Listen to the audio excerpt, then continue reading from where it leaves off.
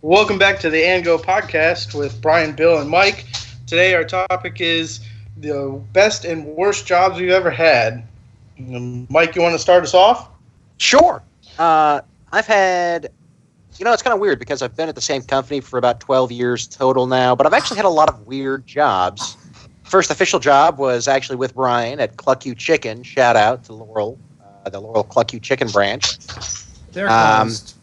They're closed now, so this is not slander or libel or whichever one is spoken. I can't remember which. It was a terrible place to work. For me, I was a cook, and obviously you're going to get plastic gloves melted to your hand when you're frying chicken all day. But what really made it an unpleasant experience was one time I dropped a piece of chicken, and I was told to pick it back up and throw it in the fryer because that'll kill all of the germs, which I guess may be true, but I was actually told I would be fired if they saw me throwing out another piece of chicken. So that was pretty much the last time I ate there. I was a political canvasser for a while for a local campaign here, or actually a congressional campaign here in Maryland. That was great because I got in...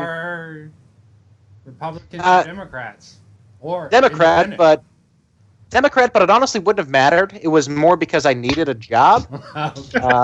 I was going to say, damn liberal, libtard, for the meme. Yeah, no, I get that. But I got in really good shape and I met some cool people, so that was all fine. I was a waiter and later bartender at a local restaurant. That was cool. I can be fairly sociable. I like customer service, so that was kind of right up my alley. And then, of course, I've been in banking since I was pretty much 18. My favorite part about the job is... How would you rate all these jobs? You okay. Talking about best and worst. Obviously, Cluck You's on your worst spectrum. Is this your best to worst spectrum? Like That's a good best, Cluck You's the worst. So I'll go from worst to best. So Cluck You Chicken was my least favorite job, followed by, I guess, probably the political campaign, just because I really didn't care enough about the candidate to make it more impactful for me. Interesting as it was. Fuck the blow. I was briefly at Babbage's, which was later bought out by GameStop. That was cool for what it was. They couldn't retain me because I didn't meet their age requirements. Boop-a-doop-boop. Probably next was property management. I was really good at leasing, but then I got promoted to assistant manager, and that was a good example of a promotion that I shouldn't have taken. Every now and again, there's a promotion that you're offered. Sometimes you just shouldn't take. So kids out there, if you're listening, before you take a promotion, even if it's a little more steady money, really think about if you're qualified for the job and if you can really excel. Otherwise, you should not take the promotion. And then waiting / bartending. They really helped me out. I was in a pinch. I really needed a job. They hooked me up. I did well at it, and it was fun. It was just a fun atmosphere.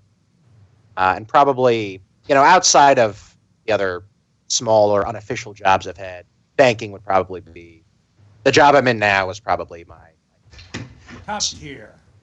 Yeah, I would hope that it would be top of the list. Otherwise, all about the Benjamins. Well, it's not just about that. I get to do, especially when I was in the call center. I like talking for a living. I like entertaining. So, it was a good outlet for me. It was a good way. And I could trick myself into thinking I was really doing my life's work because I was still talking and I was still, making someone's day a little better, even if it was just for 5 minutes. Always kind of my Supposedly you have banker jokes. Oh, yeah. So the other day I was reading and I heard that farming is a growth industry. Banker joke. Farming is a growth industry. Yes, I get it. No one's laughing because it's stupid. Yeah. Bankers do really well on the PTA because of all their experience dealing with the principal. Yeah, I wouldn't recommend getting into the financial industry in this area because there's a lot of interest in banking.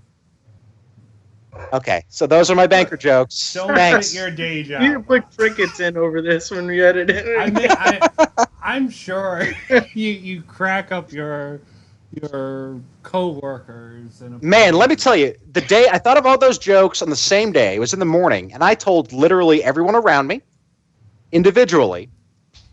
My poor cube neighbor Debbie has to hate these jokes because I was actually calling people over from across the office just to tell them what I thought were my top tier banking puns. Seriously, The growth industry. Farming is a growth industry. I love that one. I'm sorry. Wait, hold on. Let's rewind. Okay. So you have a cube neighbor named Debbie. I do. Yes. It's so cliche. She's fantastic. It's so cliche. Oh, do you have like a hang in there cat poster on your cubicle wall? No, I don't, Bill. They actually, we did have a lot of motivational posters in the old office, which I cringed every time I would see them. They don't have that now. Garfield about Monday? No, nothing about Mondays. I'm going to need you to go ahead and work Saturdays. That'd be great. Oh, gosh. Oh, man. My cubicle's pretty cool, actually. Well, let's not get any fights over staplers. Since Mike brought up Cluck You Chicken, let me go on that segue.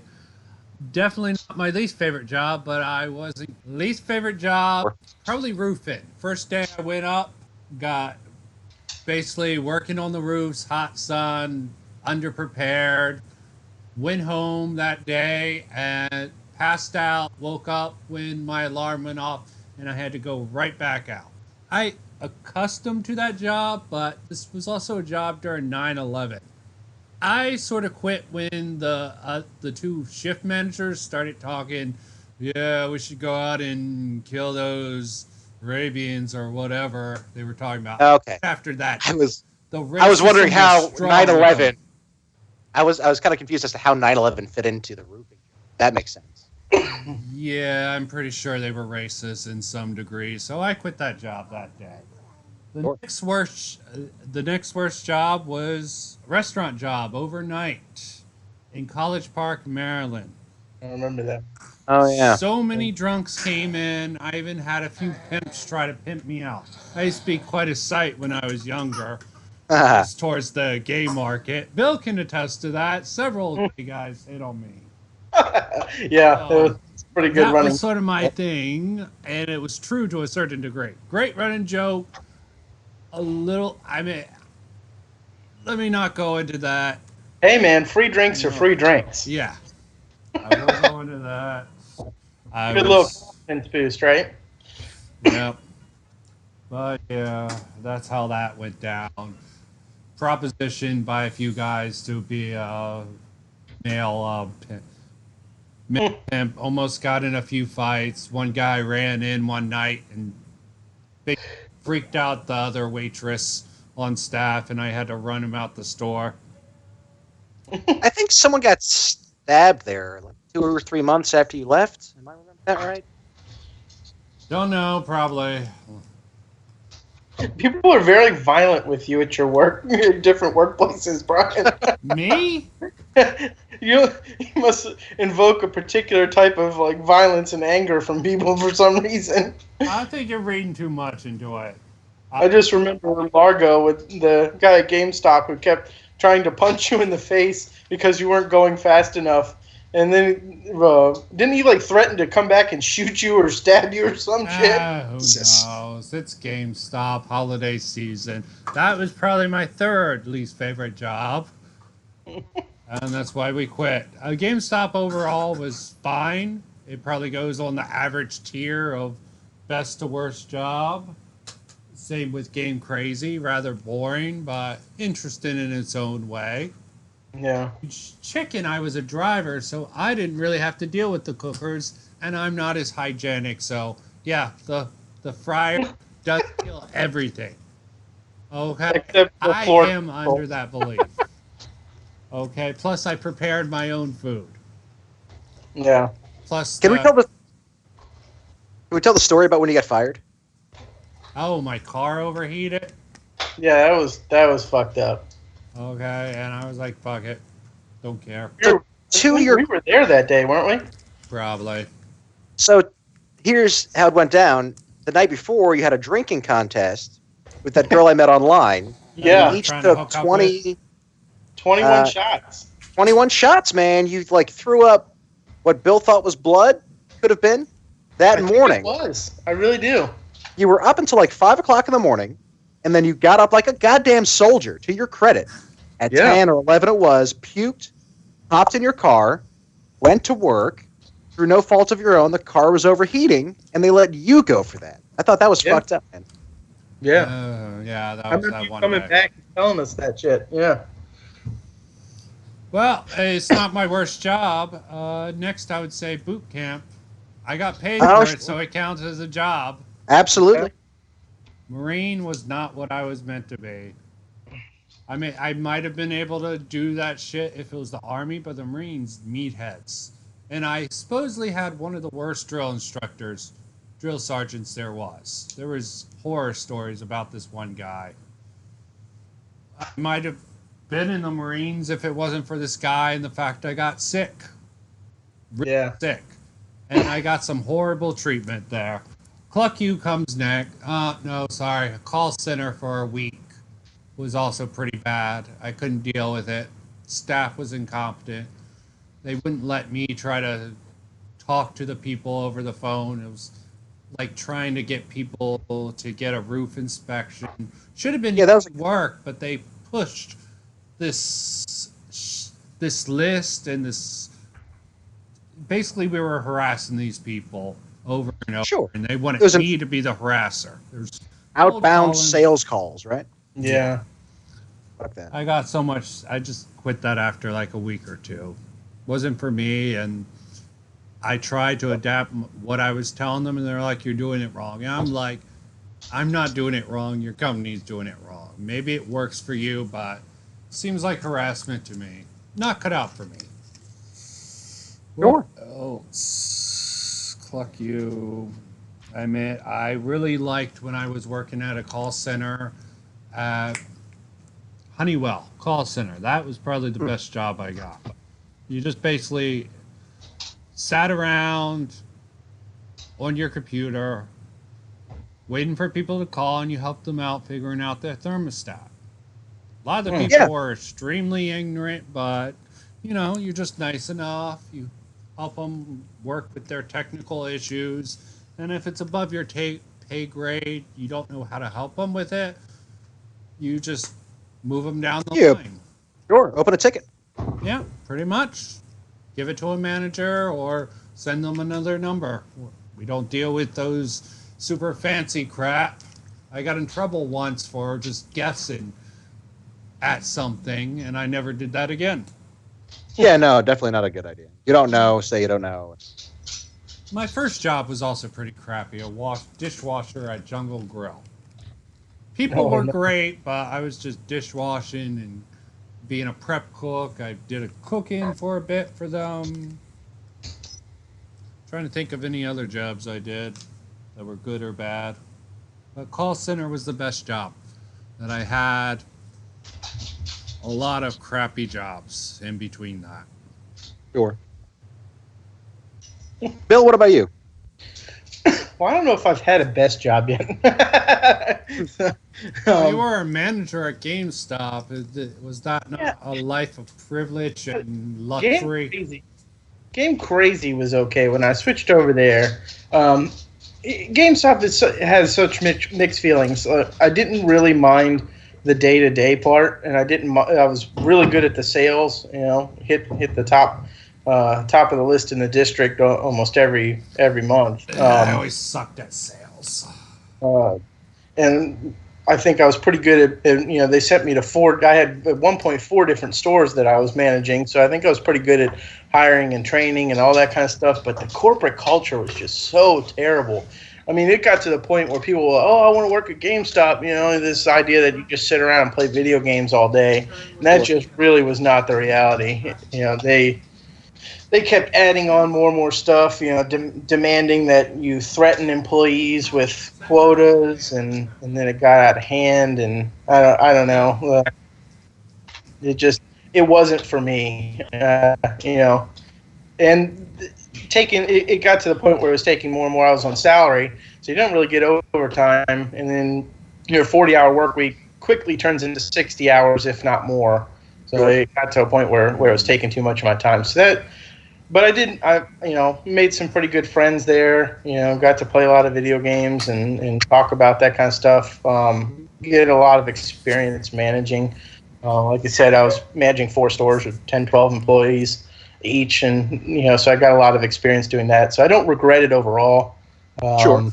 But it wasn't what I'd call a great job in the end, just because of how much stress and how much time it takes from you.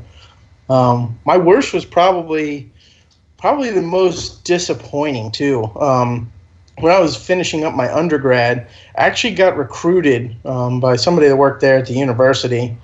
Came to me, somebody that I kind of looked up to and worked with a lot. I liked the guy. It was a great situation. He told me, he said, look, I want you to go to grad school and make you my grad assistant. And I was like, well, really? And, the guy worked in governmental affairs, and my undergrad was in conflict resolution and sociology. So I was like, this is kind of a perfect match for me. And he's like, we'll pay your tuition, so your tuition will be free, and I'll make you the highest paid grad assistant in the university. And I was like, wow, I had been, with SGA and that kind of stuff, been a vice president. And so I guess he had heard about me beforehand, and then I had worked with him a little bit, and he asked me to come do that. So I was great, So I signed on to be his grad assistant, but before the next semester started, when I got into grad school, he got promoted, and the department was taken over by 2 professors. And it was just a terrible shit show. I mean, talk about one of the worst cases of a bad manager ruining a job. Oh, man, these 2 had no idea what they were doing as far as running a department, especially this one, which, like I said, it was supposed to be it was a department that handled governmental outreach and promotion of like civic awareness on campus. And they just took it this weird direction, and they used it as like a pet project for their own research and a bunch of stuff. But it ended up like I didn't have any kind of direction. They didn't know what to do with a grad assistant because it was their first time running the department. They didn't know what direction they were going to take. And oh man, the whole thing was just terrible. So I ended up sitting half the days like not knowing what my job was, and then they would ask me for stuff and I would try to clarify, and then they'd get mad at me for trying to clarify and that kind of stuff. And then I'd give them something like, to give you an example, like they asked me to make a flyer for this particular event, and I asked them all these questions with a notepad. What do you want on it? What do you want it to say? And I kind of did the active listening things that I was trained to do to try to get to what it is they were looking for. And they green lighted all this stuff, and I made them all these posters. Took me like 3 days and sent them drafts, and then finally I gave them the final product, and they were like, this isn't what we want at all, this is crap, redo it. That's frustrating. How many versions and they would do that stuff like constant. So it got really, really bad. Really constant. Say what now? Yeah, we learned a lot about this in school, design-wise, that you really need to be specific with a lot of things. Yeah. I'm sure it wasn't covered in your course, and these guys sound like complete idiots, but... Well, that's the thing. So I would ask them, what kind of layout you're looking for, what are you trying to get across, and blah, blah, blah. And I would ask them for details, but then they would get like upset if I didn't know exactly what they want.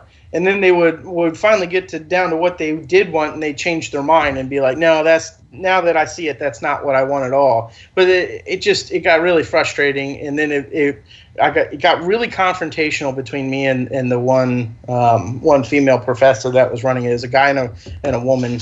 And it got pretty nasty, let me put it that way. So that ended up being the worst, not only because it was a bad environment. I mean, it got what I would call hostile. I don't want to go into too much detail. Of course, I'm not naming any names, but it got pretty hostile. And it was just also the fact that it was so disappointing because I was all geared up to work with this other guy and do something. It seems like a lot of your work relationships get very hostile. I think that was yeah, I'm turning this back around on you, bitch. Okay. No, I'm just saying this. I remember that day. Yeah. It seems like every time someone's trying to punch you in the face, Brian. But, yeah. And they just get hostile with you. So. Yeah. Mike. So that's funny. Do people get hostile and try to punch you in the face, or are you like the exclusion from this group? I don't have any of those problems. Although in the call center, every now and again, someone, of course you would get people, especially when you're working in a call center for a bank, some people would call in a little upset for one reason or another. And my philosophy was always kill them with kindness, because eventually, at least in that environment, if you were nice to people, they realize that they're being unreasonable and they back off. Same happened with my call center experience. Now, some of that doesn't always, like I was a supervisor there. That's when I first started managing, at the bank anyway. And I would get the escalated calls, calls that reps couldn't smooth over. I'd get them. So one time someone threatened, I told him that if they continued to talk to me that way, I was going to have to discontinue the call. And he, in so many words, said, if you threaten to hang up on me again, I'm going to show up in the parking lot and, blah, blah, blah. So he said that right before he hung up. Now, I was ready to give him the address of the building because while I may not be a confrontational man, I really don't do well with threats. Yeah. So, and also, I'm sure the security team would have been all over. Yeah, the guy that threatened Brian that day at GameStop, I threw him through the front door. Sure. Yeah. He's lucky. I guess we're both lucky the glass didn't break, but I kind of bodily threw him through the front door and into the street and told him not to come back to my store. Probably could have gotten fired for that, but you're going to threaten to come back and shoot or stab one of my employees. I was like, no, man, this crossing the line. For sure. Yeah, there was a line, and that's definitely crossing it. You can't. I don't know where people get off thinking that they can just talk to people in a certain way, especially when they're just trying to do their job. You're there to buy whatever, Yeah. I've seen people get upset at the grocery store at the employee. Just get your This Cheerios for my dying sick cat AIDS-infested child. I'll better get those Cheerios. You heard it here first. Cheerios is the best cure for when your child gets cat AIDS. I think the other end of the spectrum for me, as far as like the worst jobs, I feel like the dirtiest or messiest job was I did some pressure washing down when I lived down in Florida. Now that was pretty bad. Like the job itself, wasn't terrible, but the work, what I mean, was pretty bad. I had to get up at 4 a.m. and go out there because Florida was 112 degrees by noon, so you had to go out there before the sun came up. Yep. You're just covered in garbage all day because the spray back off of the houses sprays algae and all the cleaner and stuff all over you, and you use this bleach stuff. And it bleaches out your clothes and your hair. It was a terrible job when it came to doing the actual work. I didn't mind the physicality of it, and the pay was okay, but that was pretty rough. I remember doing that, getting up and driving that cruddy old truck with that water sloshing around, wondering if it would stop when it came to a stoplight.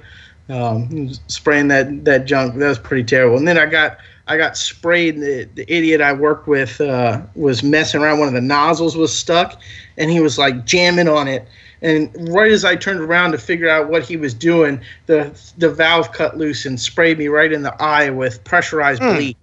Jesus, man. Yeah, it scarred my right eye for a year.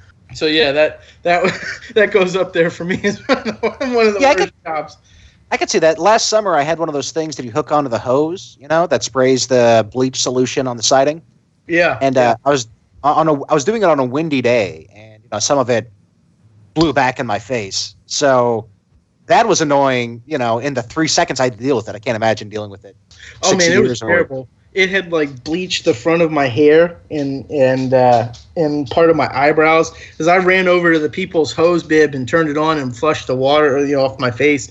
But it was pretty bad, because it wasn't pressure as pressurized as the water but it's enough to spray it on the side of a house. So it was kind of and the pressure was built up because when you first kicked the valves loose, it would kind of spurt and then even out. So, but yeah, it was straight pressurized bleach right in my freaking face. It was pretty terrible.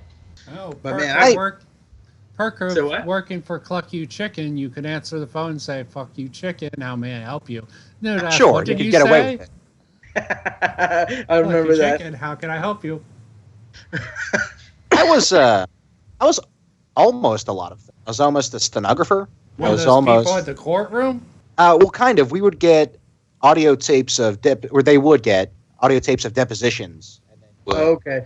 do the transcription for that. Yeah. I was one time I almost got scammed. This is when I was between jobs, and I was trying to get whatever job I could, and I got a quote job as a secret shopper, and my first gig was at a Western Union. So I got this check for like $4,000 or something, and they said deposit it to your account and then wire out $3,000 or whatever, and the rest is my fee. Obviously, this was a scam, so I didn't do it. And then I started getting text messages like, "Why you no deposit check?" And I was like, "Look, man, I'm not doing it." Yeah. Oh gosh. And then a couple of those weird sales gigs. You know, those people that are in the gas station and they're trying to sell you a solution to clear off your headlights or whatever, you know? Oh, yeah. I recruited for a couple of those. Yeah, jobs are a weird thing. For a long time, my dream job when I was in the call center was to be in the call center for Wizards of the Coast. Because you know what you do in the call center for Wizards of the Coast? You get phone calls. People try to clarify rules on games. Yeah. Yeah. Would be That a sounds- job. I mean, they had a few management opportunities, and I was thinking, how can I move to Seattle to get this job? Why is it always Seattle? I wanted to move to Seattle to be to work for Nintendo doing Oh, cool. the helpline. Well, I've never wanted to move to Seattle. It's beautiful out there. I think it was Seattle, wasn't it? Isn't that where the Nintendo headquarters were? Probably Washington somewhere. Yeah, that sounds right. Walla Walla, Washington, maybe. So I remember as a kid, I was like, "Oh man, that's what I'm going to do." Because you sit around and play video games, and when someone calls in, they're like, "How do I beat this particular part?" And you're like, "Oh, this, and that," you know. How Well, cool. When I was working at the call center, there was a division where I was working at that actually had test gamers, beta gamers in there. Cool. Yeah, talk to a I few. feel of them. left out of the whole call center thing now. The closest I ever did to that was I remember I got a job working from home where you'd get like these lists and they were just phone numbers of businesses and you would call and like ask for their email and their fax number. And that was it. You'd just be like, "I'm calling from blah, blah, blah. You know, can I get your email for your office and your fax number?" It was years and years ago. In fact, I was like a teenager when I did it. Well, yeah, fax number. That But kind you of got paid by the list, so it wasn't bad, you know. Yeah. There was an expectation for how many numbers you got, but I almost always hit it just by asking. So I didn't really have to press or anything. Usually get like a front desk secretary or something. And, you know, I think it was for selling office supplies and coffee. They just wanted to build the contact list so they could send flyers to their fax machine and emails and shit. So it wasn't bad. You call Internet up. days. Yeah. So you call up and write down the number next to it on the sheet that they gave you, and that's it. And you turn the whole thing in when you were done. Technically, That's your kinda first job was mowing lawns. I remember you got me to go along with you a few times. Yeah, I had a huge lawn business there for a while when I was a kid. I had like 3 or 4 crews. Had Jimmy McNitt running one and Doug and Edgar running one. No. So should have been a mafia boss. Yeah. Selling candy in middle school, had a whole lawn crew by high school.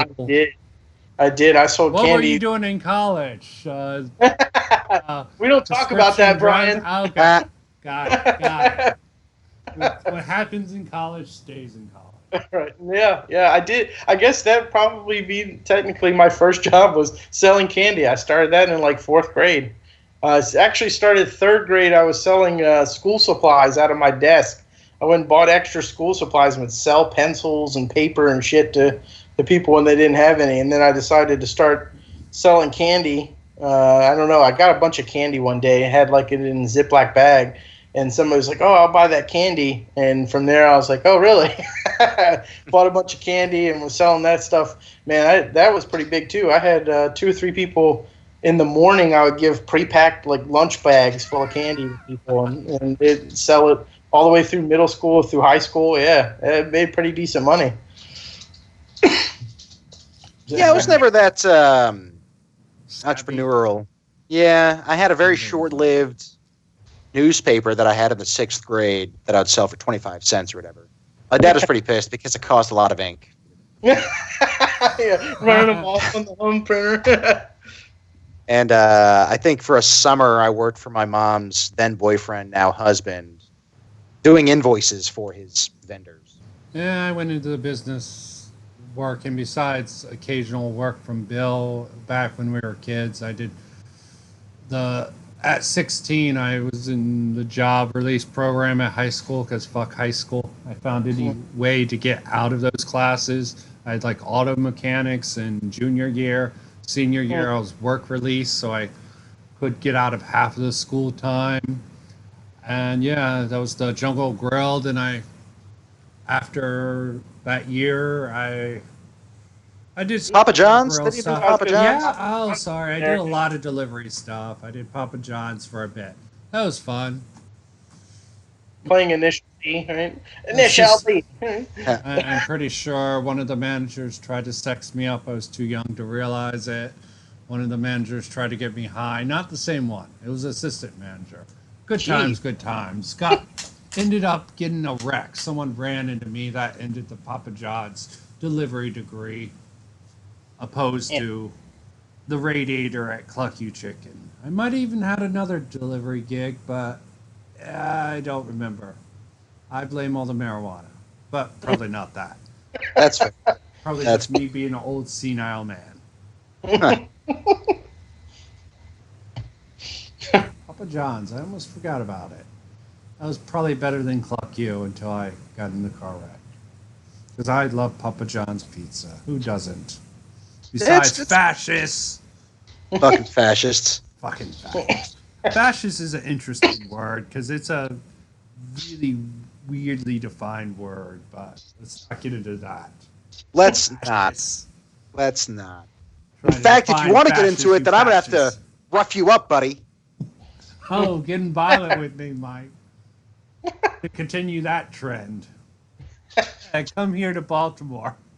This makes me want to punch you in the face. Well, I do have that effect on people. I could never figure that out. I'm like, man, why do they always pick Brian? Why are you so violent toward him? Like, yeah, I wonder that too. I feel like you don't have an exceptionally punchable face.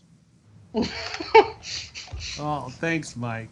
No problem. You sort of do have a exceptionally punchable face, so I have a punchable face, Brian? I'm just saying it for the sake of a joke. How dare you? How dare you call a punchable face question. For a punchable face. The punchability of my face. Punchability. So what jobs? You guys already mentioned your two dream jobs, which seem like sort of a cop-out. Have you when I was the other dream jobs? I mean, I would want to be a writer, except for I'm completely retarded in writing. I found that out. My sense of grammar is god-awful. Ugh. You know, I was thinking about this the other day, actually, and I think you're a lot like George Lucas. And the reason I say that is George Lucas was a great idea guy. He's good at building, picking, characters and building a world and coming up with this overarching idea. But he really was not good when you look at his body of work in executing, like the directing and the screenplay writing. Because usually even in Star Wars, when he had other people direct, it was better. Yeah. I understand. Yeah, I'm more of an idea. I feel like it's hard to do all of those things because I feel like people think, oh, this guy created such and such, but it's really hard to create a whole idea and then flesh it out and write a script and do the directing and doing all that yourself. When he lets other people help him with some of the screenplay and the directing, it's fantastic. So I think that's the thing. I think you're a really good writer, actually. I just think that you struggle with the minutia. I think when you have other people help flesh out the overarching idea and you're able to bring that to life, I think your stories are actually really good. That reminds me, I should get you guys to review my script one day for the thing we did. We should do that for a podcast. Yeah, that'd be good. Yeah. But until I send that out to you, yeah. Concepts are better than the details. Devil's in the details, and I got no devil in me. So I gotta let other That's people why help. I should let you two horn motherfuckers in on my projects, right? The I B am is for actually- Beelzebub. Yeah, what the fuck? Yeah. Bros, Bills, Volb, Massacre Squad is what BBM Productions stand for. No. Bill's Bro Massacre Squad. Not bad. Where are we going with that one? Why is Bill though? Yeah, I thought I was having a stroke for a second. Yeah. What about you guys? What would your dream jobs besides working in Seattle be now? Oh, now? I mean, Bill, you were in game design for a bit. Did you I regret being talked out of that. It was I started out actually as an art major with the idea of going into 3D design and game design. That's ultimately where I was going with that. And early on, I guess it was the second semester I was in doing this, they had some game designers come in. I don't remember from the company, but they were one of the like smaller companies that did work with like Bethesda and other people. And I talked to the guy at length, and basically he told me the market was so flooded at that particular point, and they had proven game designers that were out of work because of a lot of the downsizing that was happening, that he was, in so many words, told me not to waste my time. And unfortunately, I listened to him and changed, because I really, that's something I did regret later down the line. I should have stayed with it, because I was fairly decent at it. I always really liked computers, but I wanted to do something that was more creative, so I wouldn't just sit in a cubicle all day. No offense, Mike. But you would have Deb with you. Well, here's the thing. As a game designer, it's a lot of sitting in a cubicle. It is, but I'm saying like the idea of not doing something that was repetitive or just mind-numbing. Yes. The idea of designing a game, at least, was one of the few things that I could do with a computer that I felt like would keep me engaged.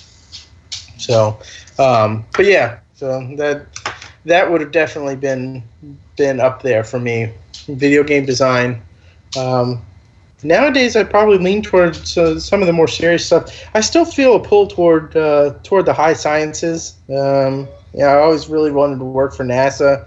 That kind of remains a pretty good dream job, a NASA engineer. Yeah, sociology isn't exactly a hard science. Same with no, it's not. I don't consider psychology a hard science either. From what I know about it, it's just throwing shit at the wall to see what sticks. I mean, I respect those professions because they take a high degree of intellect in sociology and psychology to be good at it, because there's so many theories out there. You just have to be able to apply the right theories to the right people, because humans are very diverse. That's why sociology is actually really hard to get right, in my opinion. I minored in environmental studies, and I really think that's probably where I'm gonna shoot to go from. And at some point, believe it or not, I may even run for office. I don't think I'm interested in national politics, but state, state stuff, Well, sure, and those things will go hand in hand. I mean, imagine being, if you have a background in environmental science and then that translates into your platform. Exactly. And you can have Mike Canvas for you. He has experience. Hire him as your lead, a manager. Exactly. There you go. Okay. Sure. I would be completely useless because I am a liberal. I make fun of all liberal, not liberal, apolitical, and I make fun of all political things. Do the social media presence. Yeah, there you go. Yeah, I can do that. I have no ethics. I pretty much consider myself You're perfect for politics, then. Except for I couldn't be a politician. I have too much crap in my past. That's what Bill might have to be worried about. I don't know if he has as much crap as me, but well, I think you still have some. The generation that cares about that stuff, because I mean, at least according to TV and movies, really alive and thinking about politics long enough to know this. But it used to be if someone uncovers one little piece of dirt from you from the past, it was game over, man. Now, with more people interacting online, you can point to any number of things. Unless it's something truly egregious, I mean, I've always been an open book. I really have nothing to hide, either way. Yeah, I'm not sure. Honestly, I can't think of. Not sure what Brian's referencing there. Yeah, I don't know either. He's known you longer than me, but I've known you. We're talking about elementary school fights or something. Yeah, you'd have to dig pretty deep. I don't. Yeah. So. For a second there, when you were talking about high sciences, I thought you were talking about CBD oil. No, I'm sure their genetic engineering and marijuana development probably is that's genetics. That would have been very out of character for Bill. So honestly, I'd be a really good vice mayor. It's crossed my mind. You acting like a wrestler imitation, like from Idiocracy, one of those politicians. That's how I imagine you as vice mayor. I'm vice mayor. I mean, to be honest, in my opinion, at least in the political, at least in the national political landscape, there are a lot of similarities between WWE and how politicians interact. Especially now. Donald Trump is in the WWE Hall of Fame. Is he really? Yep. That's pretty funny. I mean, even in general, it's like, think about it. Yet these promos running, this Sunday I'm going to come down there and show all my constituents that I'm the better candidate, and this guy over here, let me tell you, he has some dirt on him. He's taking money from these people. He's taking, and then on the other side of the fence, the other candidate's going to tell you that, they're not taking money from these. It's a lot of theater. That's all I'm saying. Yeah. This is why it's bullshit. This is why I would never get involved. But I would probably be able to do social media work for either party.